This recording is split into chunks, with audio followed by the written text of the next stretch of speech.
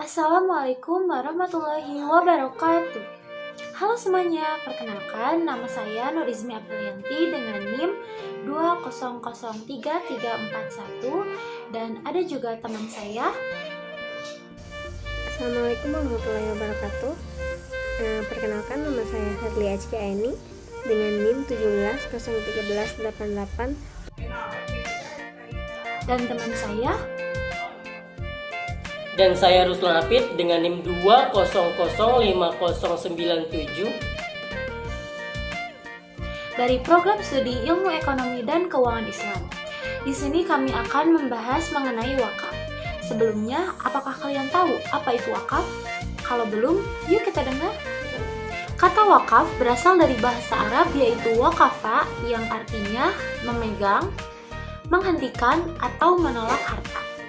Dari sudut pandang Islam, wakaf dapat dianggap sebagai properti amal, di mana properti tersebut ditahan dan manfaatnya untuk tujuan amal baik, untuk komunitas muslim ataupun non-muslim, atau juga untuk penerima manfaat tertentu.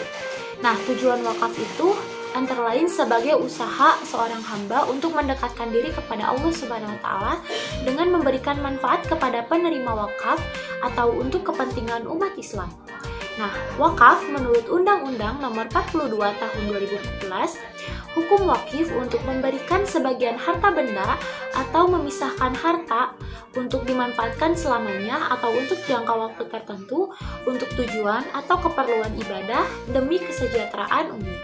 Salah satu dalil mengenai wakaf yaitu ada dalam Quran Surat Al-Imran ayat ke-92 yang berbunyi A'udzubillahi minasyaitonirrajim. La tanalul birra hatta tunfiqu mimma tuhibbun wa ma tunfiqu min syai'in fa innallaha bihi alim. Yang artinya, kamu sekali-kali tidak sampai kepada kebajikan yang sempurna sebelum kamu menafkahkan sebagian dari apa yang kamu cintai. Nah, selanjutnya itu ada wakaf perdana oleh Umar bin Khattab. Bahwasanya sahabat Umar memperoleh sebidang tanah di Khaybar. Kemudian Umar menghadap kepada Rasulullah meminta petunjuk. Umar berkata, "Hai Rasulullah, saya belum pernah mendapat harta sebaik itu. Maka apakah yang kau perintahkan kepadaku?" Rasulullah bersabda, "Bila kau suka, kau tahan tanah itu dan engkau sedekahkan hasilnya. Tidak dijual, tidak dihibahkan, dan tidak diwariskan." Lalu menurut Ibnu Umar, Umar menyedekahkan hasil pengelolaan tanah kepada orang-orang fakir, kaum kerabat, hamba sahaya, sabilillah, ibnu sabil, dan tamu. Dan tidak dilarang bagi yang mengelola wakaf makan dari hasilnya dengan cara yang baik atau memberi makan orang lain dengan maksud tidak menumpuk harta. Hadis riwayat Imam Bukhari. Tidak ada nas Al-Quran yang membicarakan langsung mengenai wakaf, maka dari itu para ulama sepakat bahwasanya ibadah wakaf ini termasuk ke dalam bentuk ijtihad. Nah, ternyata wakaf ini tuh punya prinsip-prinsip loh. Apa aja sih? Nah, yang pertama tuh ada prinsip keabadian atau ta'bid al-asl. Apa sih maksudnya dari prinsip keabadian ini? Maksudnya, benda yang akan diwakafkan itu harus bersifat abadi atau kekal yang dapat digunakan oleh masyarakat atau banyak orang dalam jangka waktu yang panjang. Nah, yang kedua itu ada prinsip kemanfaatan atau tasbil al-manfaah. Yang pastinya benda yang akan diwakafkan ini harus bermanfaat ya. Nah, ternyata pahala wakaf ini akan terus mengalir loh sampai kita meninggal dunia nanti. Kenapa? Karena seperti yang kita tahu ya, bahwasanya ada 3 amalan yang tidak akan terputus walaupun kita sudah meninggal dunia, yaitu yang pertama ilmu yang bermanfaat, yang kedua amal jariah, dan juga anak yang soleh. Nah, lalu selanjutnya apa sih perbedaan antara wakaf dan juga sedekah-sedekah lainnya? Nah, yang pertama, wakaf itu dikeluarkan dalam bentuk harta atau material yang digunakan dengan prinsip menahan pokok harta tersebut agar terus berkembang. Jadi wakaf ini tidak hanya sekadar diwakafkan, tetapi objeknya itu harus dapat dikembangkan gitu nantinya. Nah, berbeda kan dengan seperti zakat, sedekah, dan infak. Dimana kalau misalnya infak kan dia bisa dalam bentuk material ataupun non material. Nah, kalau sedekah juga bisa material ataupun non material. Nah, kalau zakat kan hanya dalam bentuk material dan juga hanya dikeluarkan oleh golongan-golongan muzaki zakat saja. Nah, yang kedua itu wakaf disebut dengan infak atau sedekah jariah. Lalu yang ketiga itu pemanfaatannya bebas, bisa dalam bentuk komersial ataupun sosial, selama untuk kemaslahatan bersama. Berbeda dengan zakat ya, yang hanya disalurkan untuk golongan mustahik saja. Nah, lalu selanjutnya ada nih ternyata jenis-jenis dari wakaf. Apa aja sih? Nah, yang pertama itu ada berdasarkan penerima manfaat atau mauquf alaih. Ada wakaf ahli atau zuri, yaitu wakaf yang penerima manfaatnya adalah keluarga atau golongan tertentu. Jadi misalnya seperti makam keluarga ya. Nah, lalu yang kedua wakaf khairi. Wakaf yang penerima manfaatnya adalah umum atau masyarakat. Lalu yang ketiga ada wakaf mushtarak, yaitu wakaf yang penerima manfaatnya adalah campuran, jadi bisa kelompok tertentu dan juga masyarakat. Nah, lalu yang kedua ada jenis wakaf berdasarkan waktu. Yang pertama ada wakaf mu'abbad, yaitu wakaf yang durasi wakafnya selamanya atau abadi.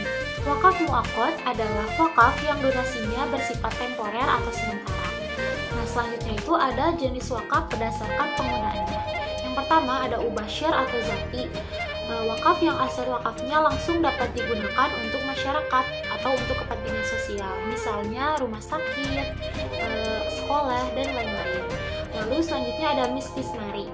Wakaf yang asetnya harus diolah atau diinvestasikan dahulu dan hasilnya dimanfaatkan oleh masyarakat, misalnya saham ya. Nah, selanjutnya itu ada jenis wakaf berdasarkan jenis bendanya. Yang pertama ada aset tetap, yaitu seperti tanah, bangunan, perkebunan, dan lain-lain. Yang kedua ada aset bergerak selain uang, misalnya saham, surat berharga, permata, hak paten, dan sebagainya. Lalu yang ketiga ada uang, yaitu uang kas atau juga setara dengan uang kas. Selanjutnya ada istilah-istilah yang harus kita tahu mengenai wakaf ini. Apa aja sih? Yang pertama yang pasti harus kita tahu yaitu pengertian wakafnya dulu ya. Wakaf adalah perbuatan hukum wakif untuk memisahkan dan atau menyerahkan sebagian harta benda miliknya untuk dimanfaatkan selamanya atau untuk jangka waktu tertentu sesuai dengan kepentingannya guna keperluan ibadah dan atau kesejahteraan umum menurut syariat. Lalu yang kedua ada benda wakaf. Benda wakaf adalah harta benda yang memiliki daya tahan lama atau manfaat jangka panjang serta mempunyai nilai ekonomi menurut syariah yang diwakafkan oleh wakif. Nah, dari tadi kita ngomongin wakif terus ya. Apa sih wakif itu? Wakif adalah pihak yang mewakafkan harta benda tersebut gitu. Selanjutnya ada nazir. Nazir adalah pihak yang menerima harta benda wakaf dari wakif untuk dikelola dan juga dikembangkan. Selanjutnya ada ikrar wakaf, yaitu pernyataan kehendak wakif yang diucapkan secara lisan ataupun tulisan kepada nazir untuk mewakafkan harta benda miliknya. Dan yang terakhir itu ada mauquf alaih atau penerima manfaat dari benda wakaf tersebut. Nah, gini nih ya contohnya. Misalnya ada si pihak A. Si pihak A ini pengusaha yang kaya raya. Nah, dia ini mau sebagai wakif. Lalu ada pihak B. Pihak B ini sebagai pemilik pesantren. Nah, dia ini sebagai nazir ya ceritanya.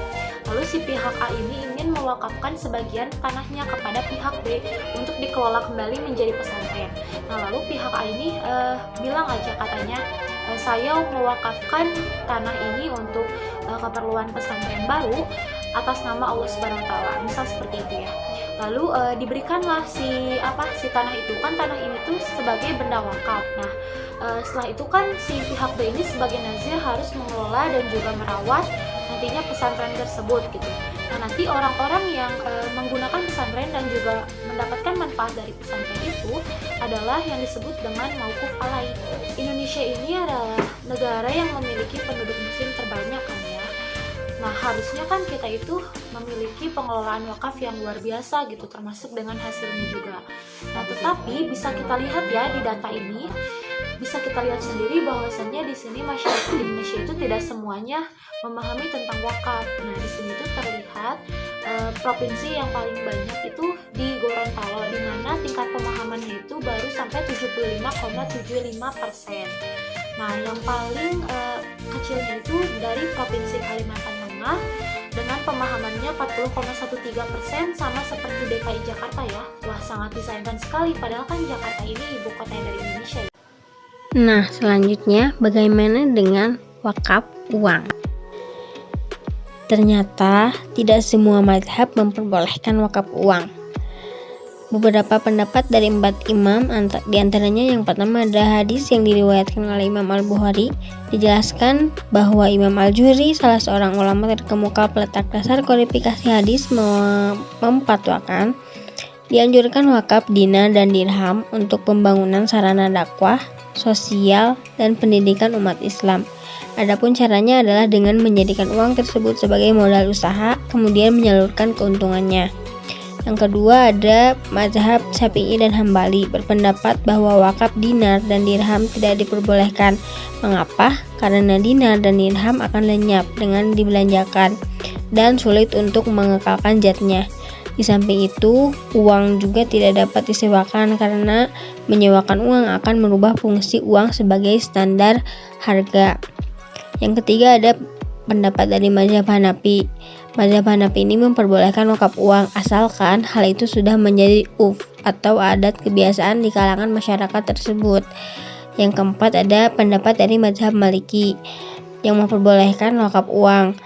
Penjelasannya adalah dalam kitab Al-Mudawwanah mengenai penggunaan wakaf uang, yaitu melalui cara pembentukan dana pinjaman sebagaimana Imam Al-Juhri tadi.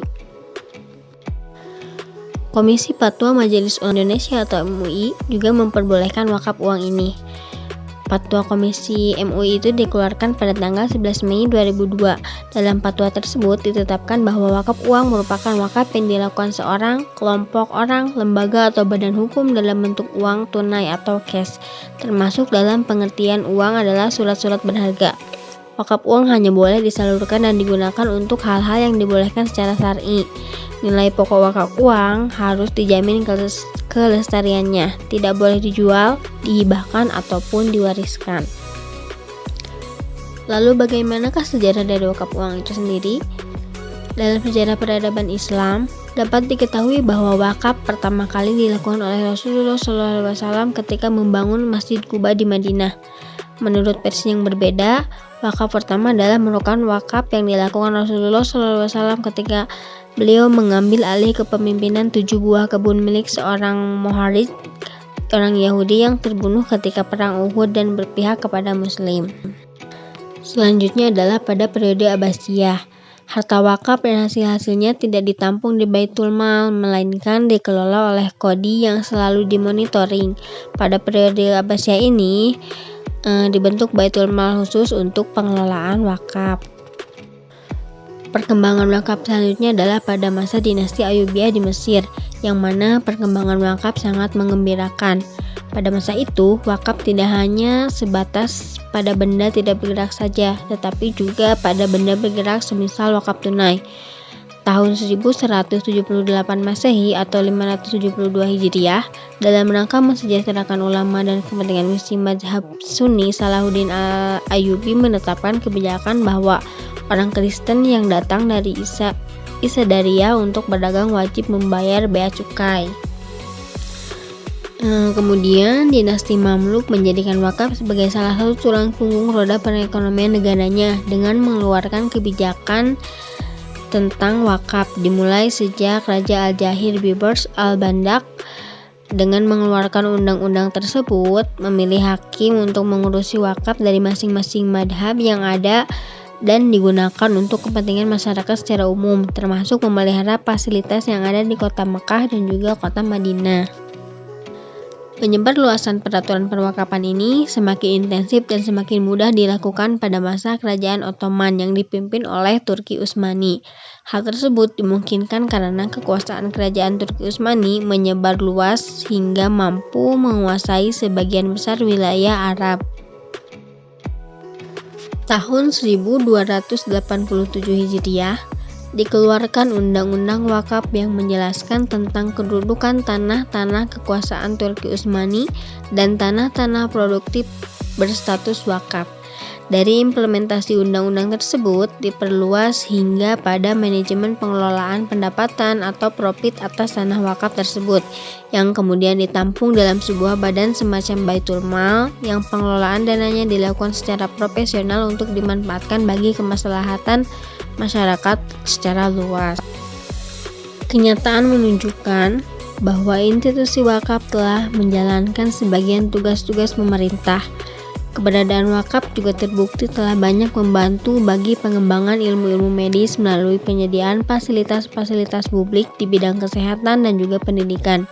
Bahkan, pendidikan medis kini tidak hanya diberikan oleh sekolah-sekolah medis dan rumah sakit saja, akan tetapi juga telah diberikan oleh masjid-masjid dan universitas-universitas seperti Al-Azhar Kairo di Mesir yang dibiayai dari dana hasil pengelolaan aset wakaf.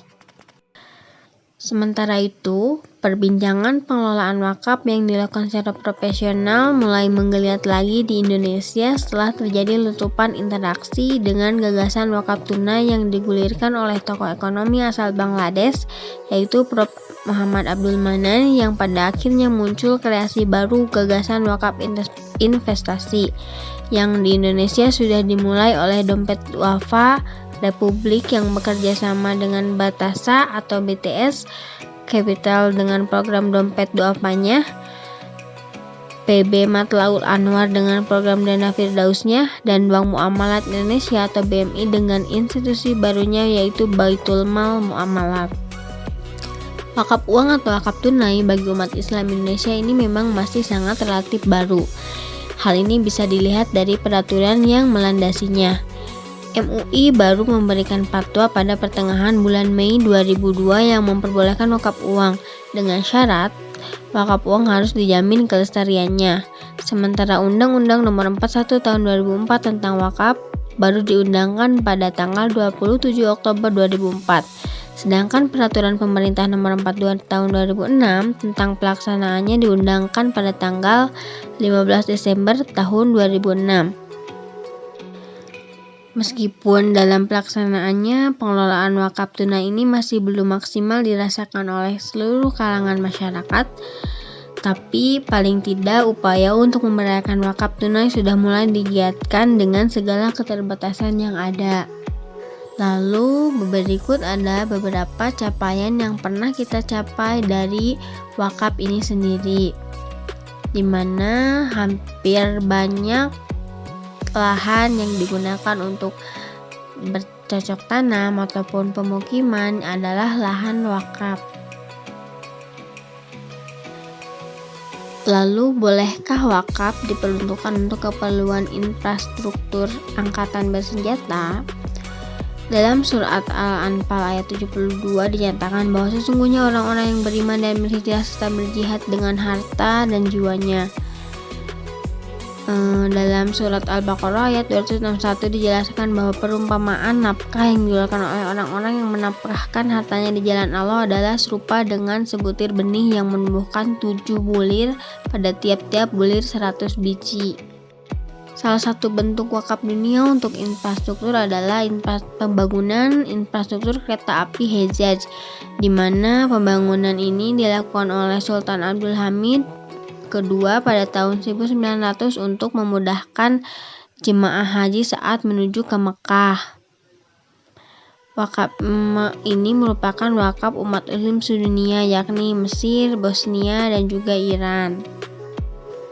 Beberapa dampak politik dari zakat dan wakaf terhadap implikasi sosial dan ekonomi antara lain itu adalah memperkuat hubungan persaudaraan dan solidaritas sosial, mengurangi kesenjangan sosial dan potensi konflik sosial. Kemudian dalam bidang ekonomi, zakat dan wakaf ini berperan untuk pengentasan kemiskinan dan peningkatan kesejahteraan, serta menjadi sumber dana bagi pembangunan nasional. Selain itu, zakat dan wakaf juga berperan dalam pembangunan, yakni sebagai buffer APBN dan APBD, jaring pengaman sosial dan kesejahteraan, meningkatkan basis produksi ekonomi masyarakat dengan pengembangan sentra bisnis masyarakat, serta pembangunan sumber daya manusia dengan penguatan pendidikan dan kesehatan. Selain potensi dari zakat dan wakaf ini yang cukup banyak, ada beberapa tantangan tentang penguatan zakat dan wakaf. Secara makro, tantangannya adalah terhadap regulasi dan political will. Secara mikro, tantangan dari penguatan zakat dan wakaf ini adalah kelembagaan, tata kelola, kapasitas SDM, dan juga edukasi publik. Baik, selanjutnya saya akan menjelaskan tentang praktek wakaf di zaman kontemporer. Yang pertama kita bahas mengenai model wakaf tradisional untuk pendidikan. Ada apa aja nih contohnya di model wakaf? Yang pertama yaitu wakaf pohon, bisa digunakan sebagai percetakan seperti kertas. Nah, ini gambarnya. Kemudian ada wakaf peternakan dan bisa disalurkan ke toko koperasi hasilnya. Nah, ini gambarnya. Kemudian ada juga wakaf gedung yang akan dijadikan sebagai sarana pendidikan.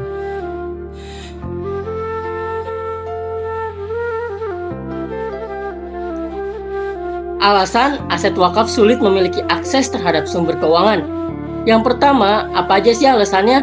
Yang pertama yaitu tidak bisa dijual belikan, diwariskan dan dihibahkan. Yang kedua, dikelola oleh nazir yang tidak bankable. Yang ketiga yaitu stigma mengenai wakaf tidak dapat diproduksikan, tidak boleh berorientasi bisnis ataupun keuntungan. Kemudian ada struktur penerbitan sukuk lingkit wakaf. Apa aja sih strukturnya? Yang pertama yaitu nazir harus memiliki mandat wakaf. Yang kedua, nazir bersama bank syariah, investor sekaligus calon user (SLW) melakukan perjanjian dengan akad al-hukar. Yang ketiga, bank syariah menerbitkan sukuk. Yang keempat, proses yang diperoleh digunakan untuk membangun aset komersial. Yang kelima, sumber income yang digunakan untuk mencicil biaya pembangunan dan akumulasi keuntungan, membayar kupon sukuk dan membayar sewa tanah. Yang keenam, nazir meneruskan kepada mauquf alaih. Yang ketujuh yaitu apabila persyaratan dalam akad al-hukar terpenuhi, maka berakhirlah hak pengelolaan bank atas tanah yang dimaksud.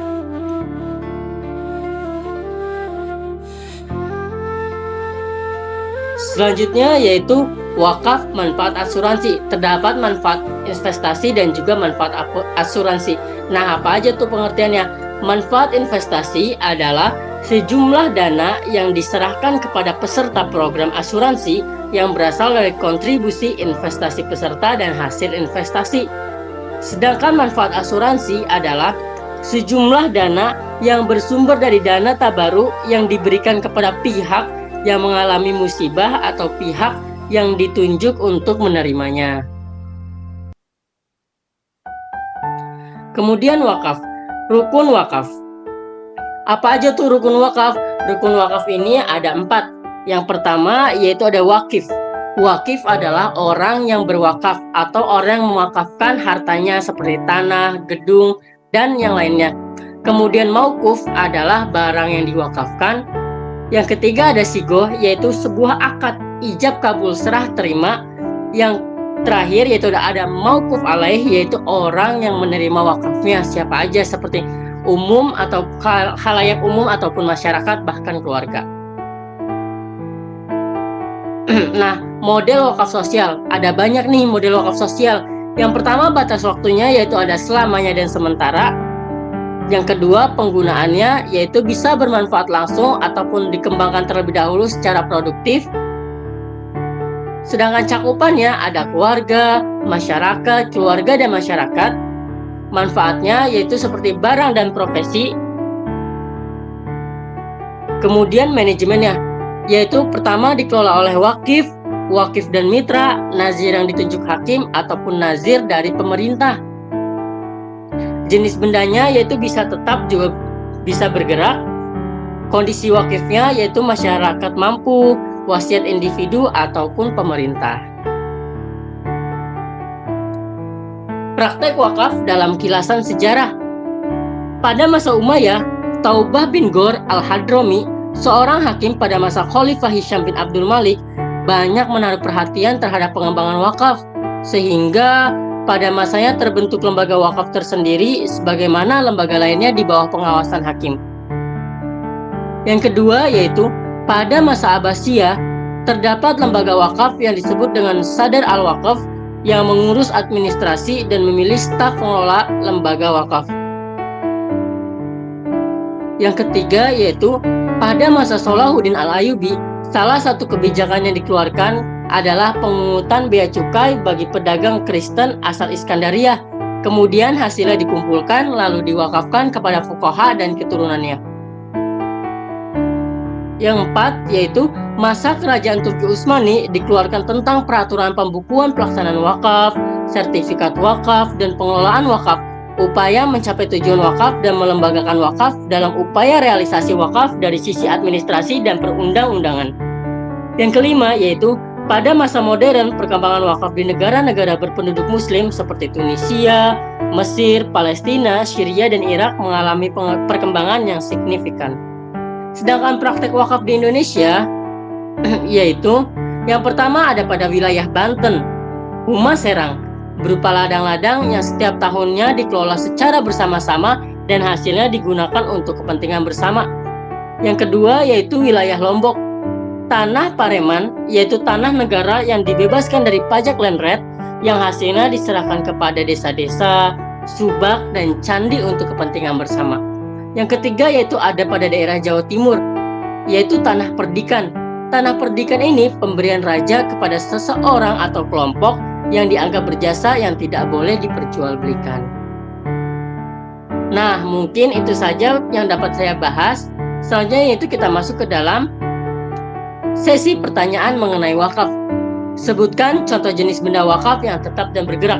Nah, contoh jenis benda wakaf yang tetap yaitu seperti gedung, seperti wakaf gedung yang dijadikan sarana pendidikan atau yang lainnya. Sedangkan yang bergerak yaitu seperti mobil, misalnya wakaf kendaraan, wakaf pesawat, atau apapun itu. Nah, itulah jawabannya. Ya, sekian penjelasan mengenai wakaf dari kami. Semoga yang nonton di sini pada paham ya, atau enggak seenggaknya gitu menambah informasi walaupun hanya sedikit tentang wakaf ini. Sekian dari kami, wabillahi taufiq wal hidayah. Wassalamualaikum warahmatullahi wabarakatuh.